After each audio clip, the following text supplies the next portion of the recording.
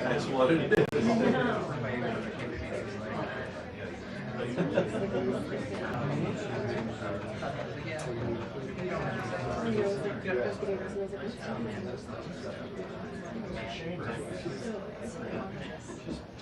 Just be a minute. What's going on?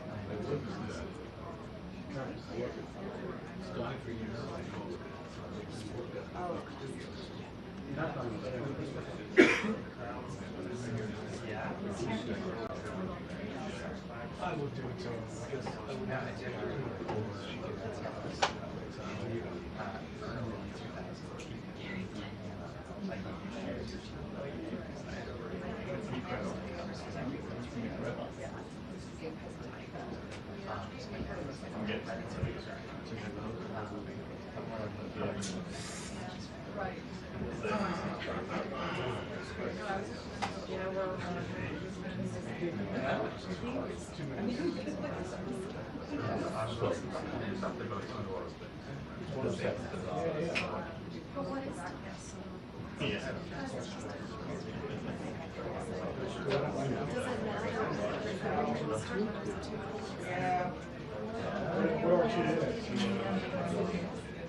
You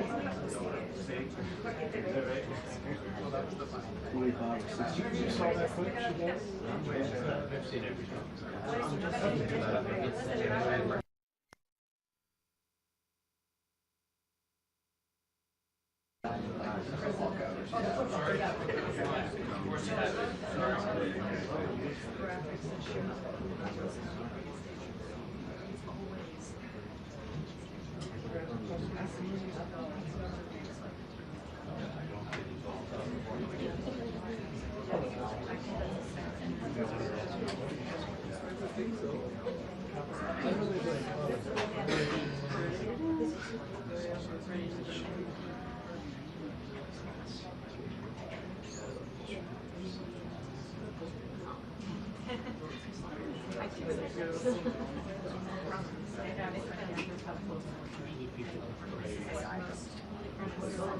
Yeah.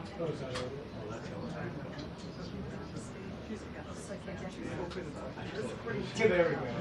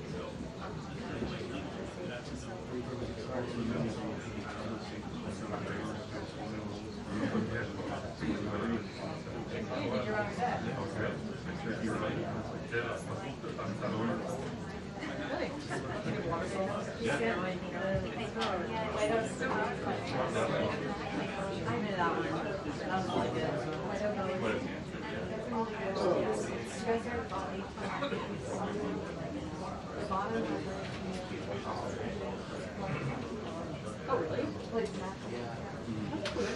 we did go, I think we did get away with it. It was like all down, and I did not want to do that. Kind of miserable. It was fun, but no, it's too long. To walk all the way back up, like after turning and we did time. You can take a flyer route in, I believe, right? Yeah, you can. There's a lot of, Oh, that's right.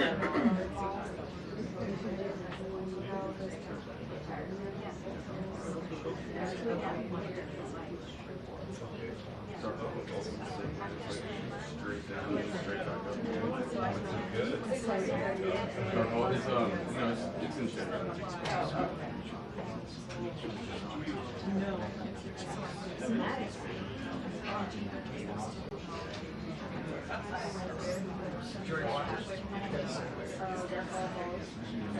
Give it to me now. Keep watching. Yeah, it's like right near it. Love that guy. Big man. Yeah, it's actually pretty fun.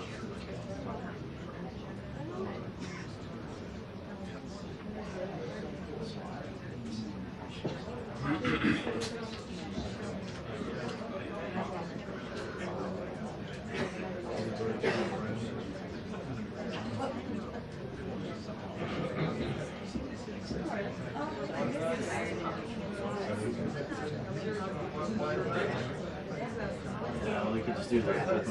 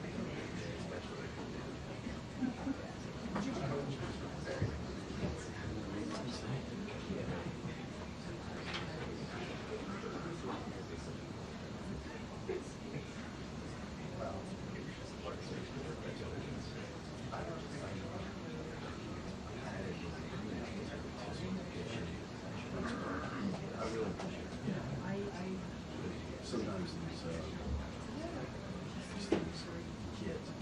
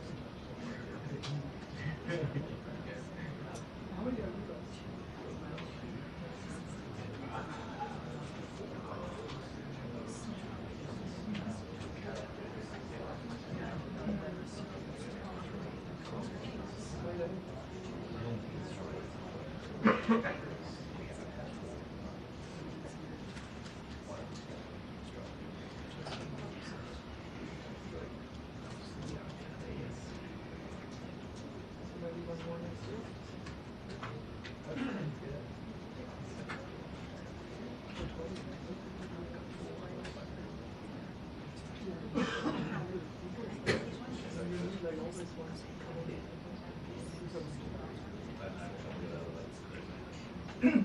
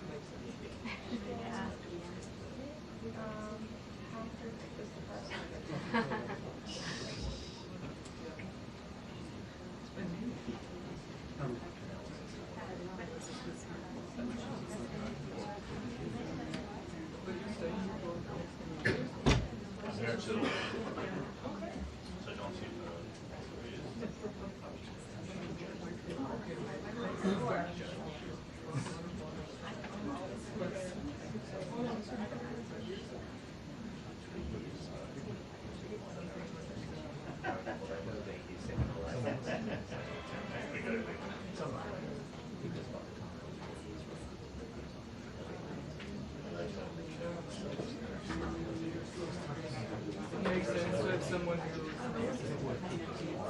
You're gonna make it happen.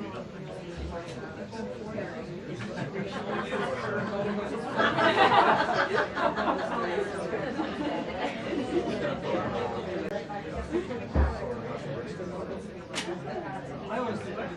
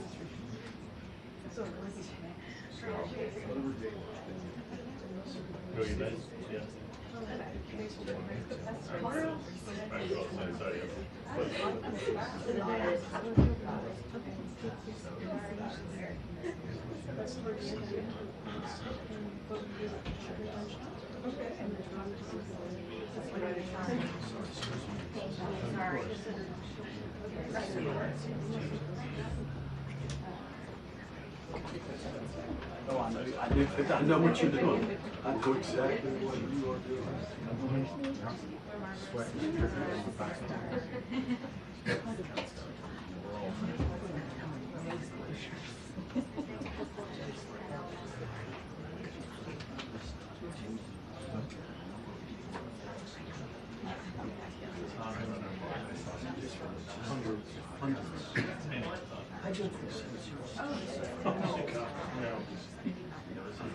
You have to live by like believe it or see it.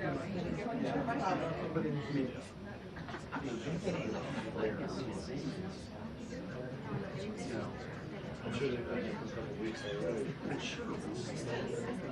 Like, we're kind of into a way. You're gonna want to hear one straight line. If you're gonna be in Jersey, they're not going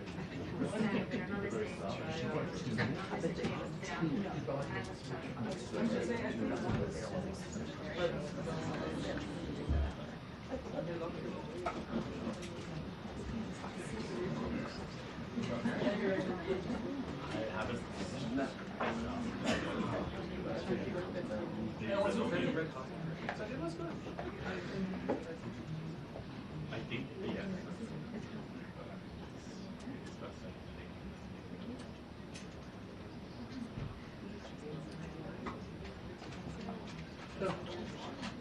Eli.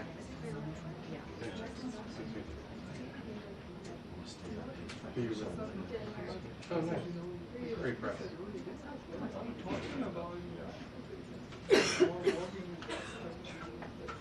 You think Trump's going to do it?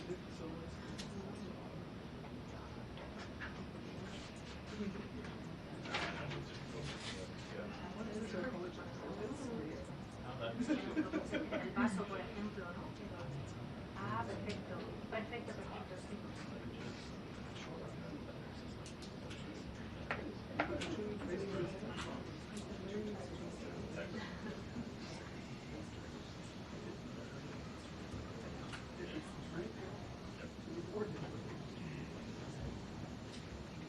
Ah, eso para el vaso perfecto, sí, sí, sí.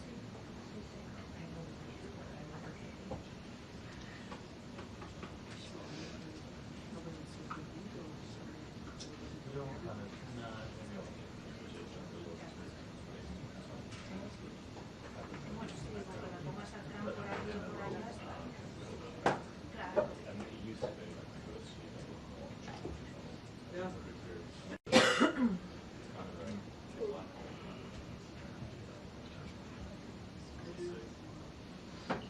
2 minutes until the briefing. 2 minutes until the briefing.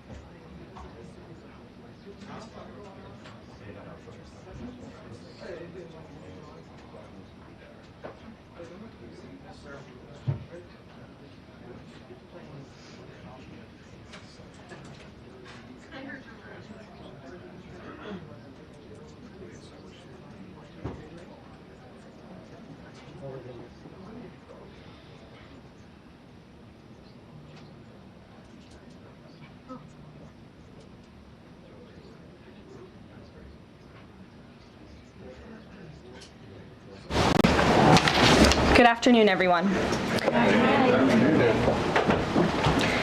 President Trump's powerful efforts to secure our homeland are working.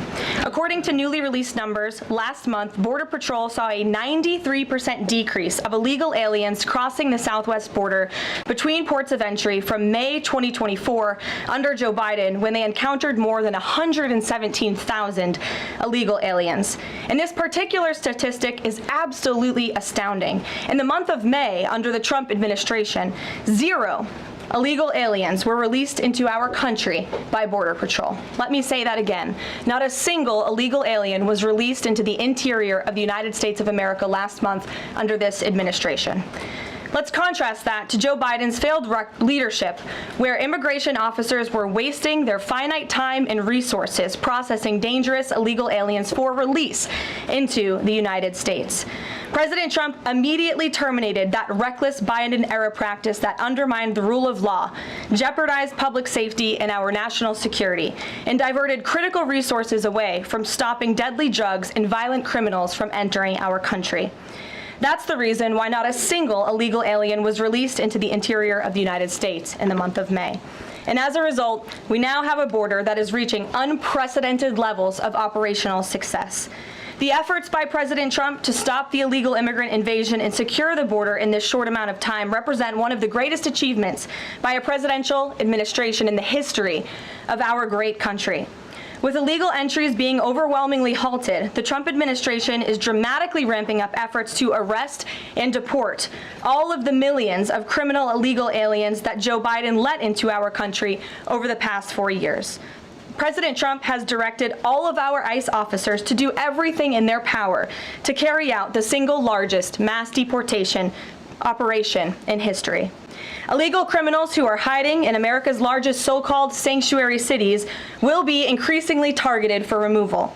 Radical Democrats will no longer be allowed to shelter illegals who threaten public safety as part of their cynical efforts to expand political power, drain the American taxpayer, and artificially lower wages and steal American jobs. ICE officers are courageous heroes, upholding the rule of law and keeping our citizens safe. And they have the full and unwavering support of this president. In economic news, President Trump's pro-growth agenda is delivering for the American worker. Through the first 5 months of the Trump administration, real blue-collar wages are up nearly 2%. It's the strongest growth in nearly 60 years and a stark contrast from the negative wage growth seen during the first 5 months of the Biden administration. America is quickly returning to the successful formula of the first Trump administration: low inflation and rising wages. Once the big, beautiful bill is passed, this positive trend will only accelerate. Senate Republicans are continuing to push this critical legislation forward. The One Big Beautiful Bill will drive growth and supercharge the American economy.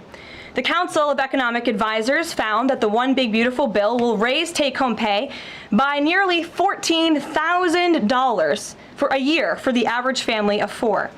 The CEA also found that the One Big Beautiful Bill will increase wages as much as $11,000 for the average worker in America. The One Big Beautiful Bill expands the child tax credit and makes it permanent for more than 40 million families with children. And the bill will deliver no tax on tips, no tax on overtime, and substantial tax cuts for our incredible seniors. Simply put, the One Big Beautiful Bill is a massive win for middle-class Americans. When nearly 80 million Americans sent President Trump back to this White House, they were doing so expecting these popular policies to be enacted. Republicans in Congress have a mandate to deliver, and President Trump demands they send this historic bill to his desk for signature by Independence Day, July 4th. The American people are fully behind President Trump. According to brand new polling from Insider Advantage, a clear 54% majority of Americans approve of the job President Trump is doing. That's because this president is keeping his promises and taking action every day to improve their lives. And passing this bill will help fulfill a number of President Trump's core campaign promises. Now, regarding the ongoing situation in Iran, I know there has been a lot of speculation amongst all of you in the media regarding the president's decision-making and whether or not the United States will be directly involved. In light of that news, I have a message directly from the president, and I quote, "Based on the fact that there's a substantial chance of negotiations that may or may not take place with Iran in the near future, I will make my decision whether or not to go within the next 2 weeks." That's a quote directly from the president for all of you today. So we'll kick it off for questions here in our new media seat. We have Eli Lake from the Free Press. Eli, go ahead. And great. Thanks so much for having us. Thank you. The Free Press. The decision to extend the, delay in enforcing the TikTok ban. Sure. Can you talk about how the White House understands its constitutional authority in light of the Supreme Court's decision in January that said that the president had to enforce the ban? Sure. Well, as all of you know, because the president put it out on his Truth Social today, he did sign an executive order to extend the TikTok ban for 90 days. So in the effort to make a deal, and the White House counsel in the Department of Justice have reviewed this executive order, and I can get it for you. I think it's on our website by now. If it's not, my team will now put it up immediately. And you can read the language in that executive order. And the White House counsel's office and the Department of Justice strongly believe in the legal rationale for this executive order. They wouldn't have have the president's pen hit it if they didn't. And the political reasoning for this, of course, is because the president made a promise to keep TikTok on. There are 100 million Americans who use this app. It's widely popular. He also wants to protect Americans' data and privacy concerns on this app, and he believes we can do both things at the same time. So he's making an extension so we can get this deal done. Can I get a follow-up? Sure. A few weeks ago, Tucker Carlson reported on a meeting between the president, Mark Levin, and others at the White House. Is there a leak investigation, and can you say who else was in that meeting? I'm not aware of a leak investigation at this time. I, for one, do not reveal details about the president's private meetings without his permission to do so. But certainly the president does not like when people leak. He takes that very seriously. This entire administration takes that seriously, and that's why you've seen at agencies some of the cabinet secretaries have been given the authority by the president to let go of staff who are engaged in such leaks, especially those that risk American national security. Sure, go ahead. Karoline, thank you. So Rhino warmonger Lindsey Graham, he recently called on the U.S. to go all in. That's quite the lead to a question. Right. What's your message to everyday Trump supporters? Not the Tucker Carlsons or other big names, but everyday Trump supporters, grassroots who voted for President Trump to stop the wars, rejected this in the primary, going into another war with voting against Nikki Haley, and they want to see non-U.S. involvement in this war. What's your message? Trust in President Trump.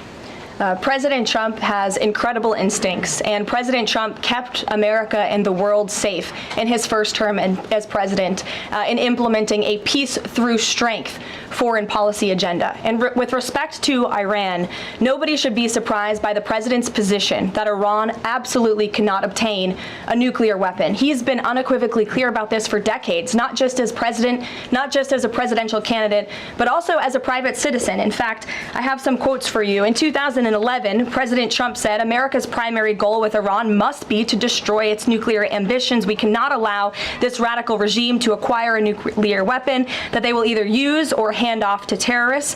In 2015, the president said the problem is that Iran poses an existential threat to Israel, our Middle Eastern allies, and the United States. And of course, the president has repeated that in his first term as president and his second term as president as well. That's why he was adamantly opposed to the disastrous Iranian nuclear agreement that was implemented by President Obama. And it's why he has given great latitude and given a lot of effort to achieving a diplomatic solution. But he's been very clear. Iran went for 60 days when he gave them that 60-day warning without coming to the table. On day 61, Israel took action against Iran. And as I just told you from the president directly, he will make a decision within 2 weeks. A follow-up? Sure. Go ahead, Natalie. Thanks, Caroline. Can you confirm whether Steve Witkoff has been in touch with the Iranian foreign minister? And does Witkoff plan to go to Geneva tomorrow for talks? I am not tracking that on Mr. Witkoff's travel schedule, but I can certainly check in with him to be sure. As for correspondence between the United States and the Iranians, I can confirm that correspondence has continued. As you know, we were engaged with 6 rounds of negotiations with them in both indirect and direct ways.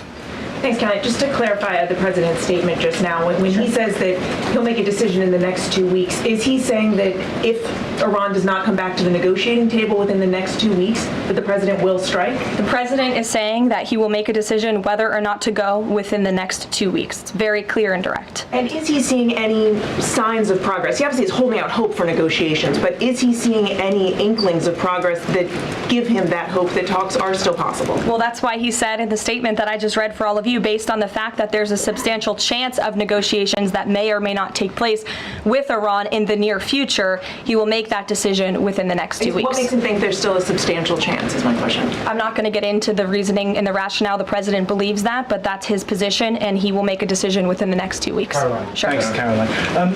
President Trump has said previously in regard to Russia, he's used this phrase about 2 weeks several times in terms of like, we expect like a 2-week deadline and then you give another 2-week deadline. How can we be sure that he's going to stick to this one on making a decision on Iran?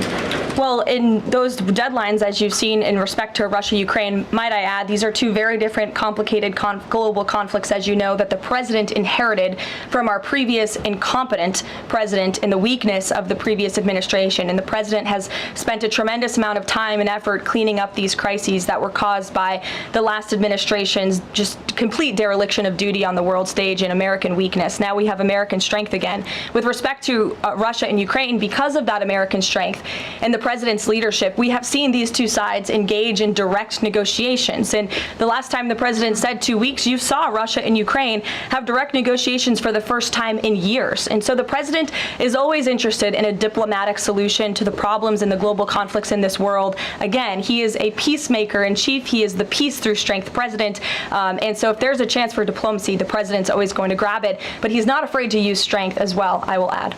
Francesca. Thanks, Caroline. What exactly would a deal with Iran need to entail?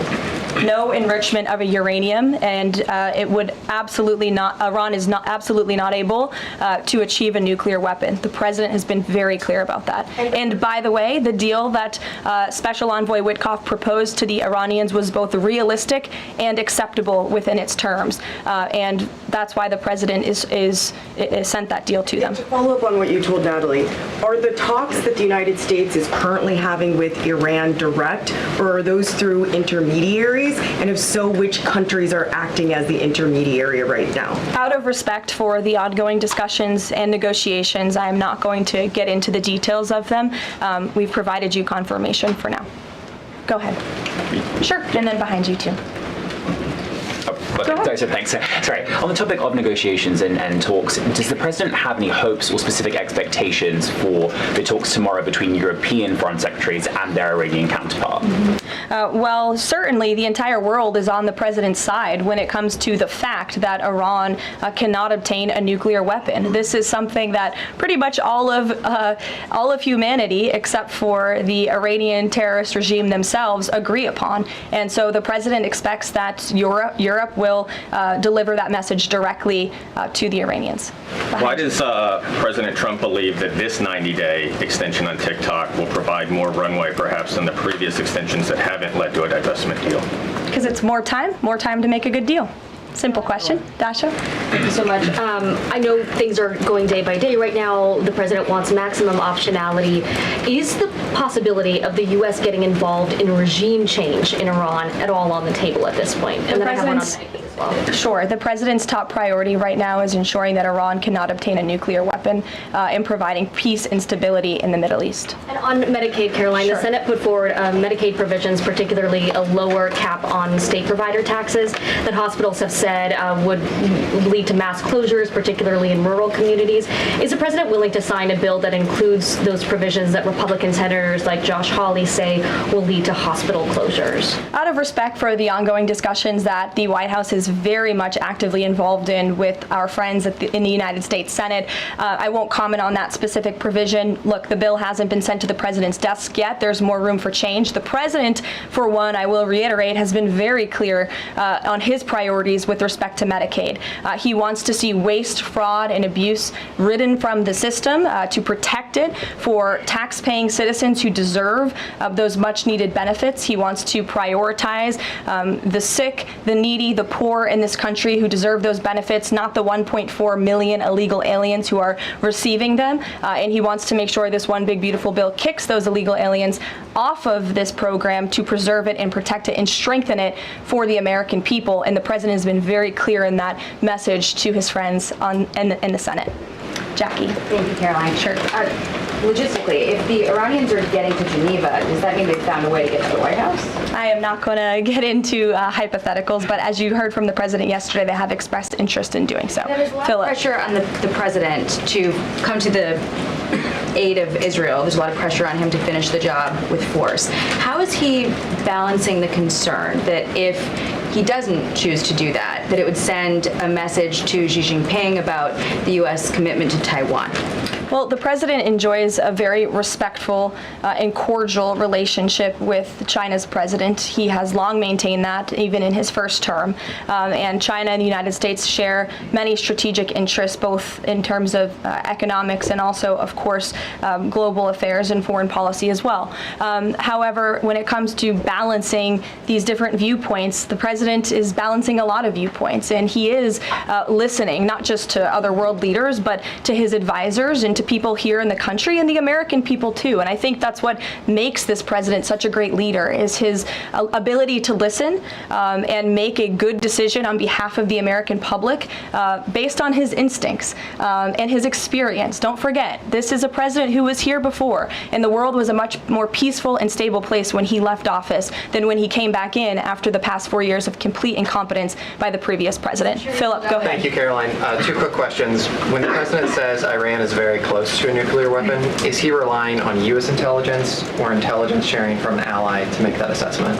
It is a fact, and the United States government maintains this fact, that Iran has never been closer to obtaining a nuclear weapon.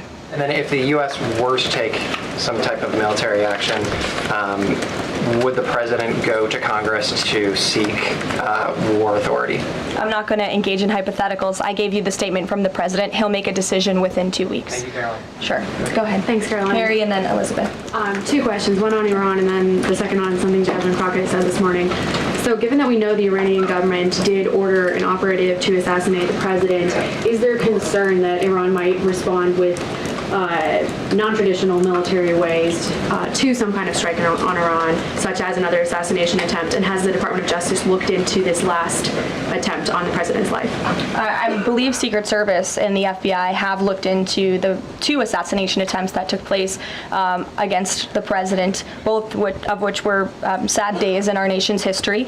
So I would defer you to the Department of Justice on where those investigations stand. But as for your question regarding Iranian retaliation, I'm not going to engage in hypotheticals again, but I can assure the American public and the world that this administration is prepared and ready to defend American interests and assets, not just in the region, but here on our homeland as well. Thank you. Elizabeth. And then really quick on Jasmine Crockett, she said, I believe, that Trump supporters are mentally ill before calling for bipartisan support against the president. Can you respond to that, especially considering she's a rising star in the Democrat Party right now? She is a rising star. It's quite something to behold, actually. I hope that she continues to be a rising star for the Republican Party, at least. I think it's incredibly derogatory to accuse nearly 80 million Americans of mental illness. The last time I checked, Jasmine Crockett couldn't dream of winning such a majority of the public as President Trump did. And the America First movement, which President Trump has built, is filled of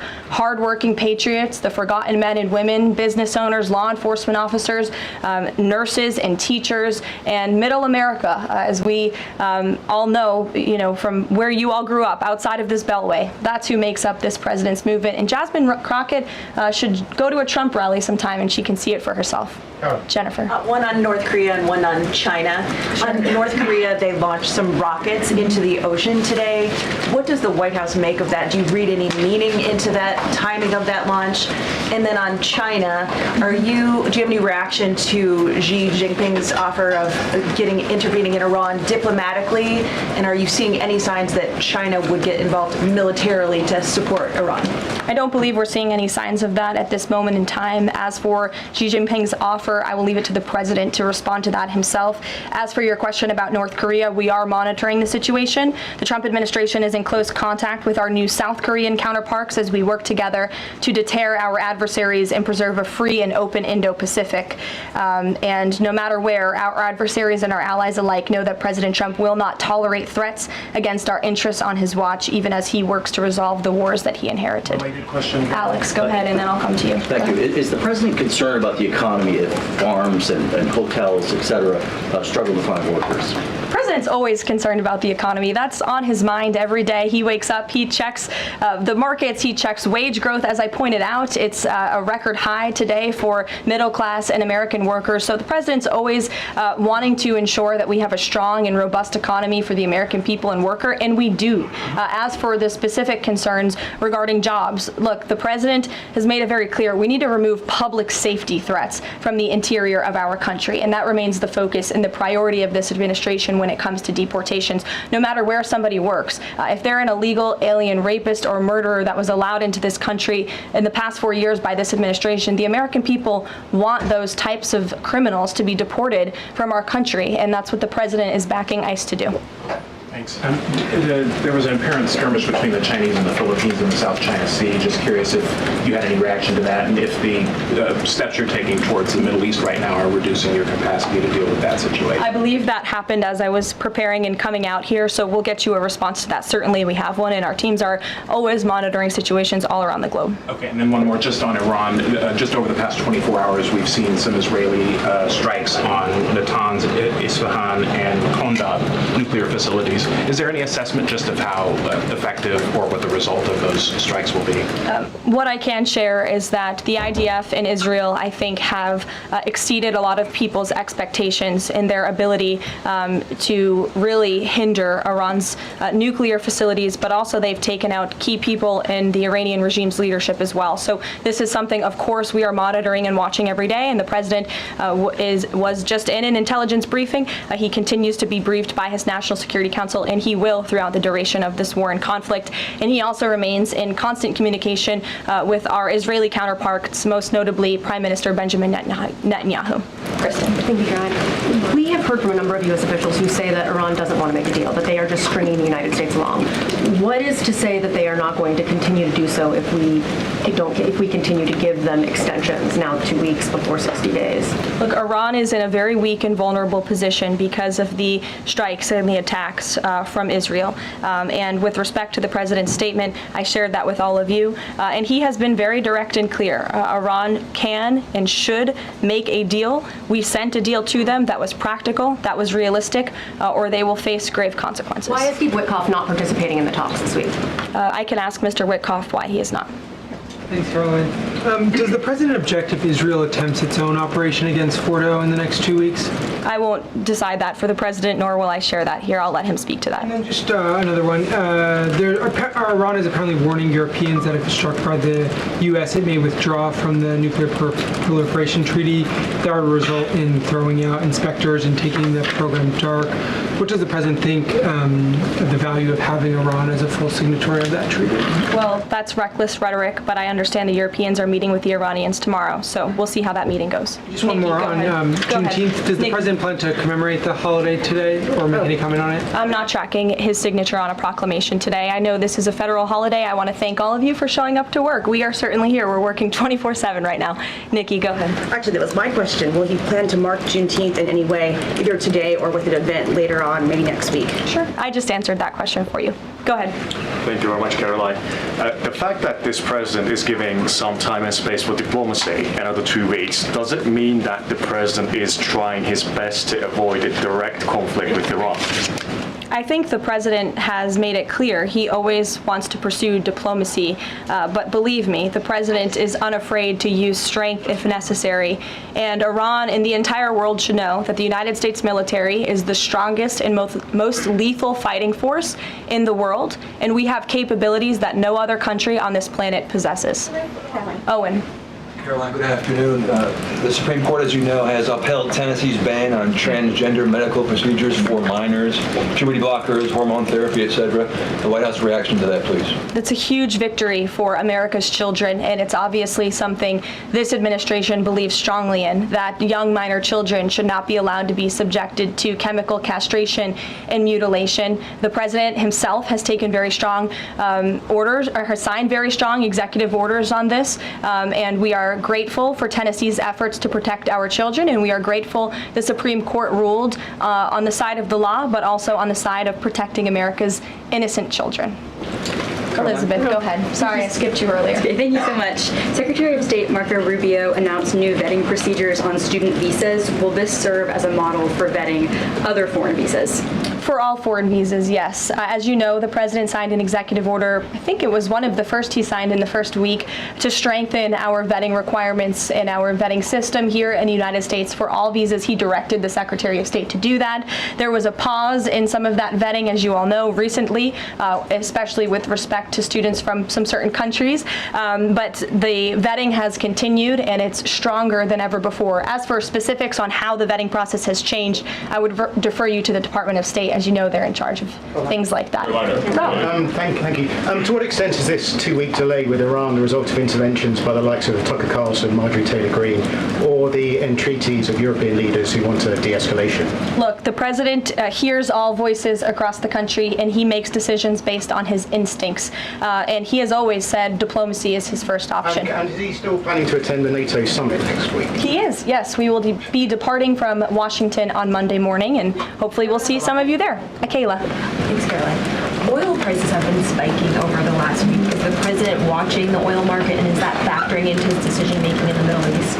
Again, as I said to, I think, Alex's question previously, the president is always watching, and this administration is doing more than any in history to bring oil prices and gas prices here at home down for the American public. They have been plummeting since President Trump's inauguration because of the executive action and the federal action this administration has taken on the home front. But yes, of course, he's paying attention and monitoring that. But as for whether it's weighing into his decision, there's a number of factors that, of course, are, and as I said, he will make that decision in the next 2 weeks. Can't reiterate that enough. Ouija. Caroline, thank you. With regard to a potential deal, Iran has said it will not negotiate under duress. Does the president believe there should be a ceasefire in these next 2 weeks as the U.S. tries to broker a deal?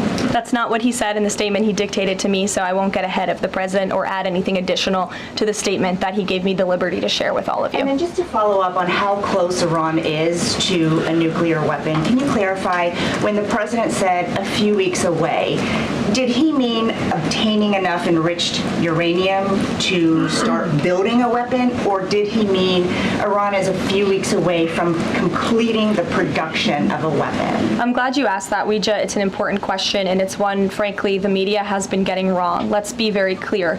Iran has all that it needs to achieve a nuclear weapon. All they need is a decision from the supreme leader to do that, and it would take a couple of weeks to complete the production of that weapon, which would, of course, pose an existential threat, not just to Israel, but to the United States and to the entire world. And that is something that the entire world, including countries like Russia, is in agreement with, that Iran should not and cannot obtain a nuclear weapon. And that's why the president believes that, and he's believed that, again, not just his political career, but frankly, his entire life.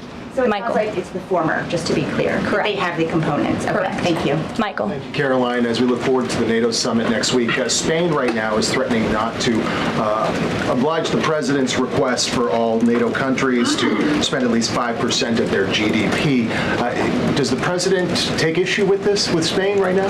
I didn't see Spain's comments. I'll make sure the president sees them, and I can assure you he wants to see all European countries pay their fair share and meet that 5% threshold. It's only fair considering the American taxpayers have given a significant chunk of money to the tune of billions of dollars to support our mutual interests and our assured defense. So I will let him speak to that, but he's made his priorities for our European allies quite clear, including Spain. Thank you, Caroline. One last question. When it comes to the president's position on foreign policy in general, is there a phrase that the White House has coined? Is there a Trump doctrine?